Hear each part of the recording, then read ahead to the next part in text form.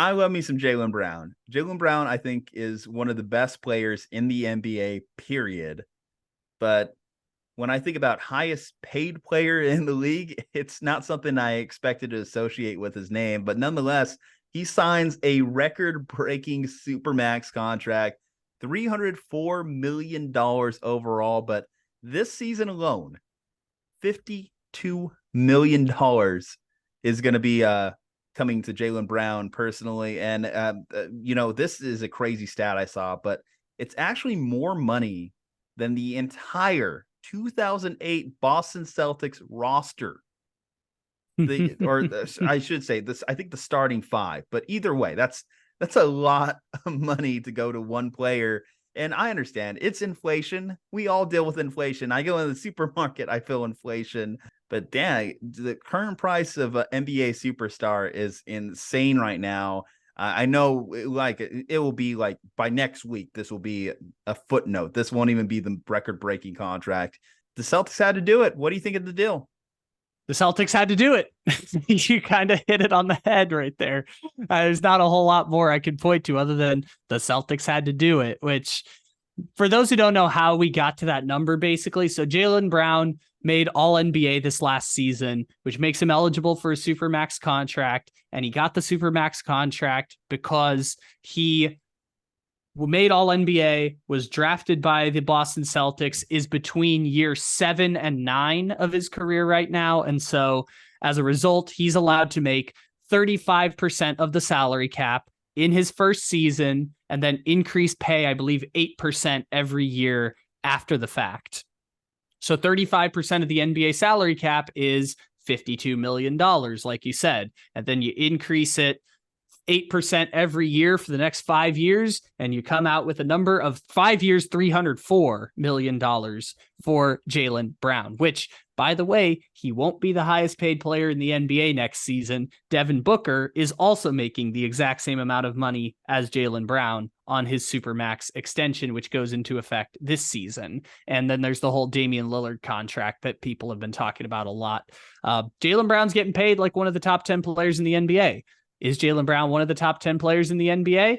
He's kind of in that 11 to 20 range. Boston that's why there was debate about what Boston would do with the Supermax extension is we're paying him like a top 10 player in the league. Cause again, only 15 players can make an all NBA team every year, which means if those 15 players all come up on a contract extension, when they make all NBA, they can sign the Supermax extension, which if you're keeping track of that math in your head, say an NBA player signs a 5-year contract, let's call it 4 or 5-year contract. That means every single year, 3 to 4 players become eligible for a Supermax extension, if you're following the math correct.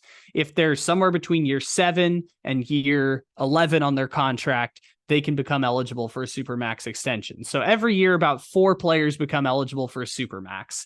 Last offseason, it was Devin Booker, who signed a Supermax, Nikola Jokic, who signed a Supermax, and Karl Anthony Towns, who signed a Supermax. Now, one of those doesn't really fit with the other, now does it, when we're talking about Devin Booker, Nikola Jokic, and Karl Anthony Towns? One of those doesn't quite match up with the rest of the group, but all 3 of them got Supermax extensions. And this year, the only person to get a Supermax under the new CBA terms is Jaylen Brown. So the reason that the contract kind of looks as jarring is Jaylen Brown getting a Supermax. The other player who signed the quote unquote Supermax extension was Domantas Sabonis with the Sacramento Kings. But Domantas Sabonis, who, some people say might be a top 20 player, might not be a top 20 player, but he made all NBA third team last year. Domantas Sabonis left money on the table to sign his Supermax extension with the Sacramento Kings. So his was only worth $271 million on top of the deal that he had previously signed. So technically 2 players signed Supermax extensions this offseason. It was Jaylen Brown and it was Domantas Sabonis, 2 players who are kind of in that in-between 11 to 20 range of best players in the league. And so both of them getting Supermax extensions both feel a little bit strange for people who are watching the NBA. But like you said off the top, Celtics had to do it, and they did it. Yeah. And, you look at the type of contracts that get dealt out in the NBA. Dylan Brooks got a big contract from the Houston Rockets. Like, would I pay a player like Jaylen Brown a premium contract like this? Absolutely, because I can look at Jaylen Brown. He just played his age 26 season going into his age 27 season. He still has room to get better. And he consistently throughout his NBA career, if you look at Jaylen Brown, he just keeps getting better. He keeps working on his game, and he's a perfectionist. And I think that that's one of the biggest things I've loved about watching Jaylen Brown's his development. Like, when he first came out of college, when he first came from Cal, a lot of people just didn't think that he'd be able to shoot. Straight up. Didn't think that he would be a shooter, but he worked on his 3-point shot, and it comes and goes. And certainly in Game 7 in the Eastern Conference Finals last year, it went. We didn't see it much. But whenever he's hot, he's like a sniper from out there. He is incredible, like his performances whenever he gets hot. And then you look at his points per game average, pretty much every year it's increased since he's been in the NBA. His 2020 to 2021 season was better than his 2021 to 2022 season. But last year, he was a 26 point per game scorer, almost 27 points per game. And as the Celtics just chose to go all in on their offense, kind of sacrifice their defense a little bit, which may have cost them, and ran more of the offense through Jaylen and Jason, which you would think would just be kind of natural given what the star power is for the Boston Celtics. It is that Jaylen-Jason combo. I would say if the Celtics are going to do anything, if they are going to ever win a championship, it would be with that combination of Jaylen and Jason. Now, they've underperformed. They've disappointed, certainly. They broke our heart many times for Boston Celtics fans. But still, I look at like the other options right now. And listen, 2 years ago, I'll admit, like there was a point where I was like, should we split the Jays? That conversation started to come up a little bit. But then seeing last year how they rallied, and unfortunately rallied under Ime Udoka, kind of just shifted things. Life comes at you fast. I look at Jaylen. Sometimes I even think, I know it's crazy to say, but sometimes on the court, he has moments where he even seems like a better player than Jason Tatum.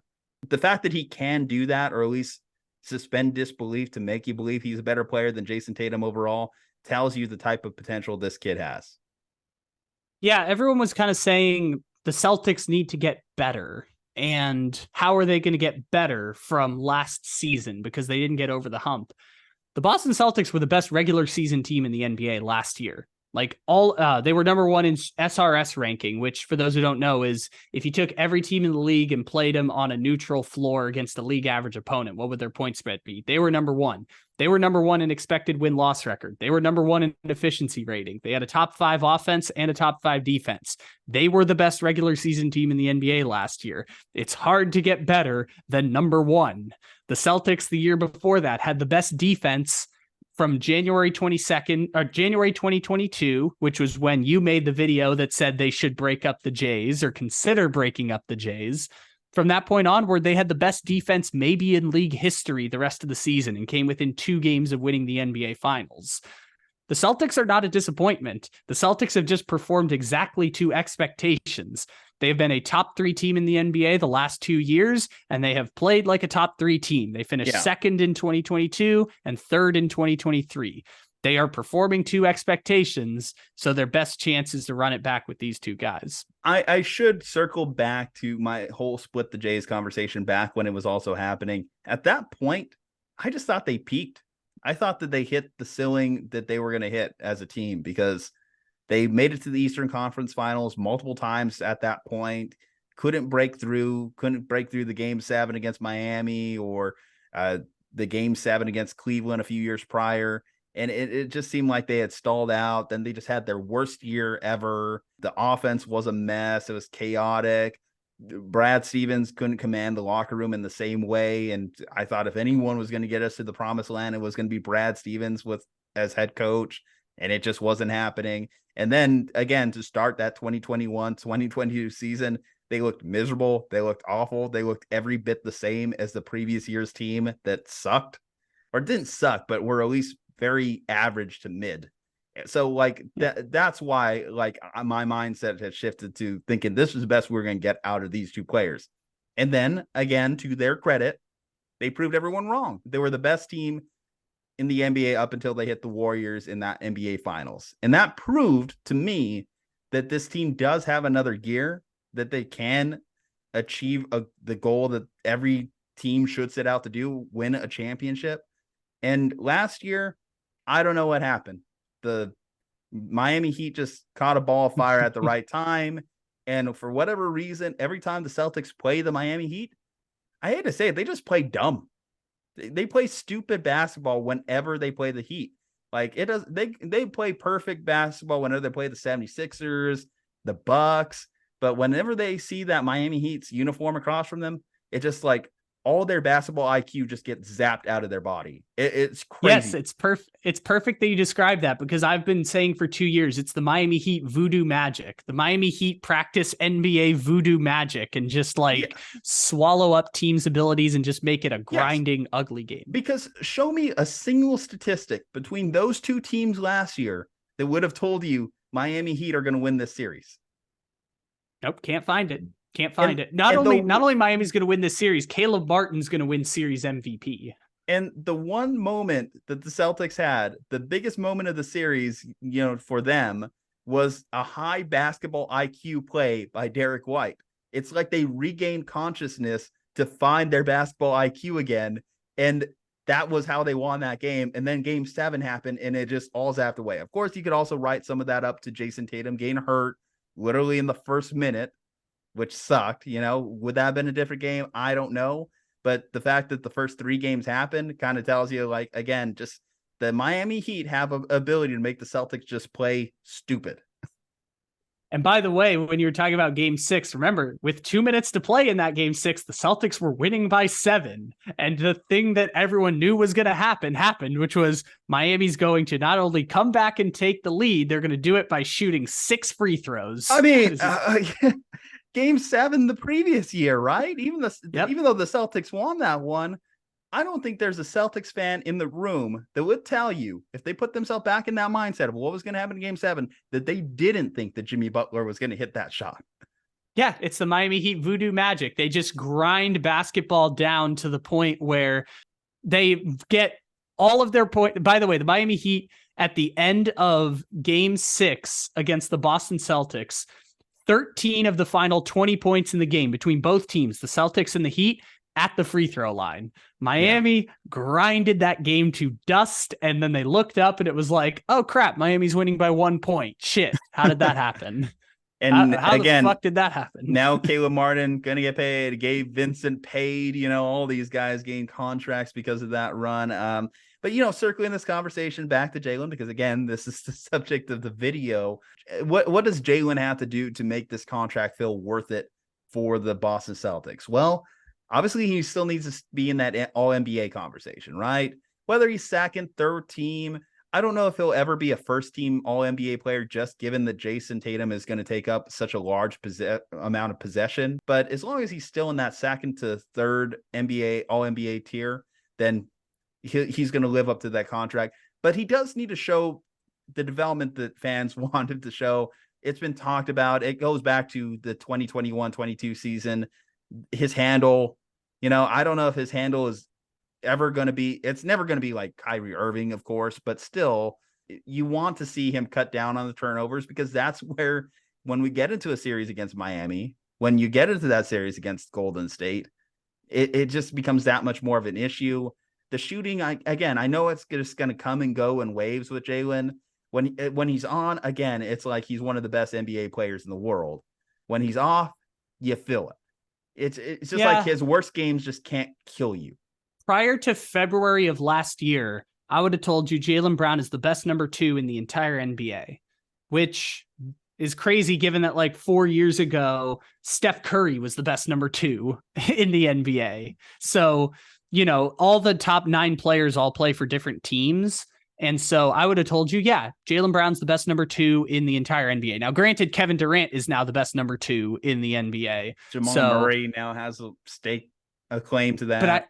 But I still think Jaylen Brown is above Jamal Murray. And by the way, he's being compensated as such. So the best thing I can say for Jaylen Brown is continue to be the best number 2 in the NBA. And granted, it's going to be hard for him to be better than Kevin Durant. Kevin Durant is still a really, really, really good basketball player. And by the way, Devin Booker's better than Kevin Durant. Putting that out there, aggregate it, whatever. Devin Booker's better than Kevin Durant. But Jaylen Brown is still the best number 2 in the NBA for all intents and purposes. And if he continues to play as such, the Celtics are going to be one of the 3 best teams in the NBA, regardless of who you put around those 2 players, whether it's Smart and Grant Williams and whoever else you want to put in there compared to Porzingis and whoever they end up sliding into the replace Marcus Smart. Like that's where Boston is. Even though they haven't won a championship and that's been frustrating, I still do trust the organization ultimately because they've never been bad since Jaylen Brown has been in Boston. Heck, they were in the Eastern Conference Finals Jaylen's rookie year with Isaiah Thomas. Yeah, I think that's the most impressive thing that doesn't get talked about enough in the NBA. The Celtics have gone to the Eastern Conference Finals with 4 completely different cores in the last 7 years. Like, that's insane that with 4 completely different teams, they've gone to the Eastern Conference Finals. Yeah, organizationally, they do a great job. I feel like it's kind of like where we were with the Los Angeles Dodgers a few years ago, right? Where it's just like, if you just keep putting yourself in the opportunity enough times, it's going to happen eventually. In the meantime, while it's not happening, it is frustrating as all hell. The best comparison I can think of is the New York Yankees of the last 10 years, because they keep changing players and changing cores of the team, but they're always consistently very good. And this is the part that I didn't want to get into the championship conversation with the Celtics, because that gets complicated and convoluted, because their best chance to win a championship has passed. Like, they will not have a better chance of winning a championship than last year playing Miami in that conference finals and being up 2-1 against that Golden State Warriors team in 2022, which, when we look back on that team 10 years from now, that 22 Warriors team is going to be one of the weakest NBA champions of the last 20 years. The Celtics are not going to have a better chance to win a championship than the last 2 years, but that doesn't mean they still have a very good chance of winning the championship. And that doesn't mean that if they don't get back to the NBA Finals, this Jaylen Brown contract is going to be a flop, because that's not the measurement for success for the Celtics at this point. They had their best chance of winning the championship and they dropped the ball. Steph Curry took their soul in 2022, and then Andrew Wiggins did what he did in Game 5 of the finals, and Boston didn't have a comeback at that point because Jason Tatum was playing on an injured ankle and was tired from all the work that he was putting in the playoffs. He ran out of gas. And last year they lost to Miami when they should have beat Miami. Like, they're not going to have a better chance of winning a championship than those last 2 years, but they still will be a successful team even while paying Jaylen Brown what they're paying him. All right, guys. Well, the Jaylen Brown contract is what it is. It's just kind of what you have to pay a all NBA player in the NBA currently. But what do you think? Do you think it was an overpay? Let us know in the comments section. Leave a like on the video, subscribe to the channel, follow us on all our social medias. From Juju and Kyle, stay safe, happy, and healthy. We will see you next time.